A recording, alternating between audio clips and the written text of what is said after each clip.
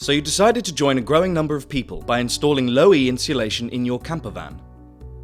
Low-E insulation is ideal for use in campervans as it keeps you warm in winter and cool in summer. The most important thing to do when installing low-E in a camper is to try and maintain an airspace beside the foil surface. Low-E will provide a level of insulation without an airspace, but its performance will be greatly improved with one or even two airspaces.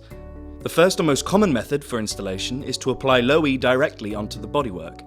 You can do this using double-sided tape or a high-temperature spray adhesive as shown here. Apply the adhesive evenly, following the manufacturer's guidelines. Take a section of low-E insulation which has been pre-cut to size from the main roll and push tightly against the body of the vehicle. Low-E is lightweight and flexible and will easily mould into the recesses and around corners. Once secured in place, you can trim off the excess to make joining the next section easier. Repeat this process over each section of the vehicle, applying low-E to the wheel arches and other exposed sections of the bodywork where you may get cold spots or thermal bridging. You can use low-E seam tape to join the sections of insulation together. Once completed and the panels are installed, an airspace will be created and maintained between the ply lining and the insulation due to the recesses in the vehicle. The second method for installing low-E is to fix the insulation directly to the ply lining panels. Low-E can be stuck to the panels using double-sided tape or a high-temperature spray adhesive. Once the adhesive is applied, take the section of insulation, which has been pre-cut to size from the main roll, and press it down to secure it in place.